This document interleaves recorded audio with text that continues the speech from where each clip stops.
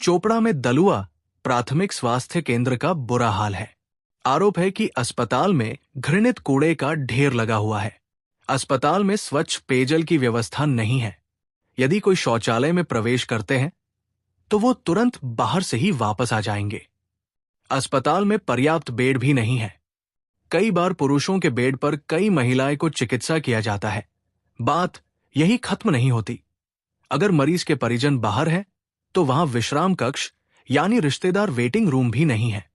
मरीज के परिजन गुस्से में है।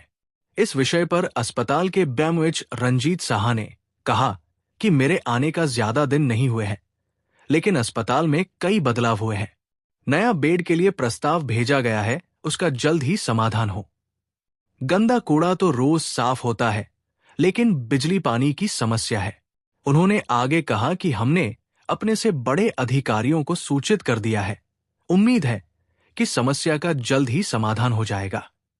दूसरी ओर चोपड़ा ग्राम पंचायत के प्रधान जियारुल रहमान ने कहा कि हमने पहले भी स्वच्छ पेयजल उपलब्ध कराया है और क्या हुआ इसकी हम जांच करेंगे। उन्होंने सभी मामलों पर गौर करने का वादा किए हैं। उन्होंने ये भी कहा कि वो देखेंगे। কোথা থেকে আসছেন? গোয়াবাড়ি থেকে আসি। কি আছে আপনার? আমার স্ত্রী আছে।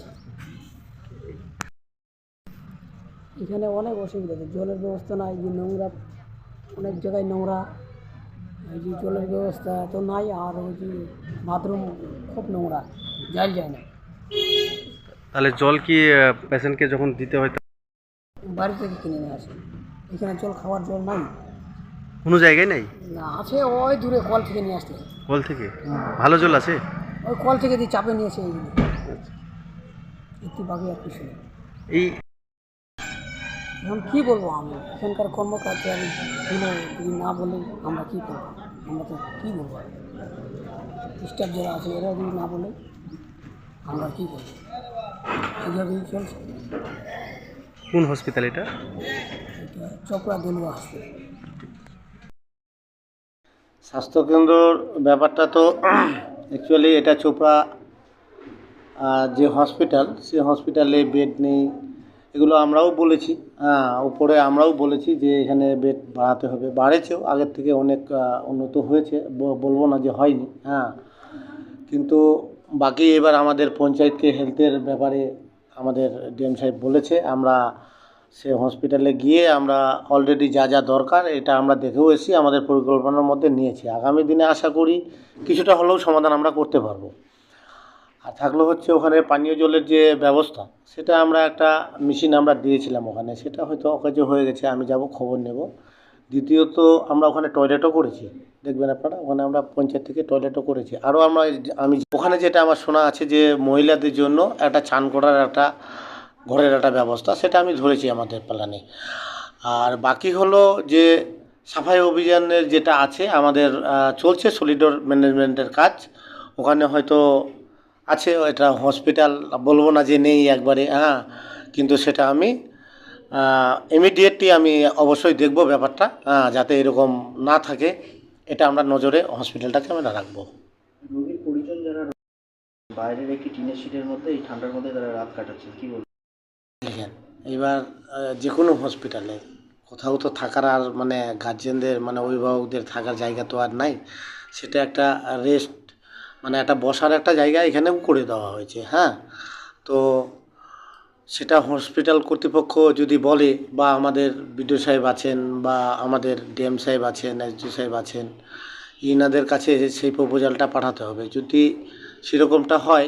কারণ এখানে হচ্ছে একটা পেশেন্ট যাওয়ার পরে ইসলামপুর ফরওয়ার্ড করে দেয়, মেডিকেলে ফরওয়ার্ড করে দেয়, তো এখানে অতএব কিছু কিছু দিনেই হয়তো এমার্জেন্সির জন্য হয়তো একটু কষ্ট হচ্ছে। আর স্বাভাবিকভাবে হসপিটালে যে কোনো পেশেন্টের সাথে যারাই থাকুক তাদের অসুবিধা হয়, মেডিকেলেও বলেন সেখানেও থাকার কোনো ভাড়া করে থাকতে হয়। আর ইসলামপুরেও যাবেন, সেখানেও দেখবেন বাইরে গিয়ে ওই চাদর মাদর নিয়ে বসে থাকে। তো এখানে তো আমাদের প্রাথমিক স্বাস্থ্যকেন্দ্র, এখানেও আমাদের বসার জন্য এমনি জায়গা টায়গা আছে, রেস্টরুম নেই। আগামী দিনে আপনারা বলছেন আপনাদের চ্যানেলের মাধ্যমে, আমিও এটা বার্তা দিতে চাইছি যে সেটা খুব দরকার, অ্যাকচুয়ালি দরকার। সাধারণ মানুষ রাস্তায় আসে, আমরা দেখব, আমি যেটা বললেন এটা নলেজে রাখবো। আগামী দিনে যেন আমরা এই ধরনের ছোটোখাটো ব্যাপারগুলো আমরা সমাধান করতে পারি, এদিকে আমাদের লক্ষ্য থাকবে। দেখা মিলছে? হ্যাঁ দেখুন, এত বড় সেট আপ চলছে, কোনো কোনো সময় বাথরুম নোংরা, সবসময় তো অল টাইম আমাদের সুইপিং চলছে, দিনে দুবার করে হয়। ইন দ্য মিন টাইম যদি কেউ নোংরা করা হয়, সবসময় সেটা নজর আনা হয়, নজর আসলে আমরা সঙ্গে সঙ্গে পরিষ্কার করি। তা সেটা নোংরা ব্যাপারটা বলে আমার যেমন এখন বাথরুম পরিষ্কার দিনে দুবার, সকালে একবার করা হয়, রাতে করা হয়। ইন দ্য মিন টাইম যদি কোনো কিছু হয়, আমরা নজর আসে সুইপিং স্টাফকে বললে ওরা করে দেয়। তা সেটা পরিষ্কার পরিচ্ছন্ন আছে। হ্যাঁ, পরিষ্কার পানীয় একটা অসুবিধা হচ্ছে, তার কারণ এখানে আয়রনের প্রচুর একটা প্রবলেম আছে, মানে জলে প্রচণ্ড পরিমাণ আয়রন। তা আমাদের আগে থেকে একটা বিডিও অফিস থেকে মেশিন, ওই ওয়াটার এটিএম দেওয়া হয়েছিল, কিন্তু আয়রনের জন্য যেহেতু ওগুলো তো প্রতিবার হচ্ছে একটা সার্ভিসিংয়ের চার্জ আছে, সেইগুলোর জন্য একটা প্রবলেম হয়ে গেছে। তা সেটাও আবার বিডিও সাহেবের সঙ্গে কথা হচ্ছে, নতুন করে কিছু একটা ব্যবস্থা যদি করা যায়। স্যার এখানে থাকার কোনো ব্যবস্থা নেই, সেই বিষয়টাকে কীভাবে দেখছেন? সেটাও একটা আমার একটা প্রবলেম আছে। আমাদের রোগীদের জন্য শেল্টার একটা নেই, সেটা নিয়ে ডিপার্টমেন্টের কথা হয়েছে, বিডিও সাহেবের সঙ্গে কথা, যে আমাদের ডিস্ট্রিক্টও জানানো হয়েছে। সেটা একটা প্রসিডিংয়ে আছে, দেখা যাক কী হয়। Hope for best. ঠিক আছে।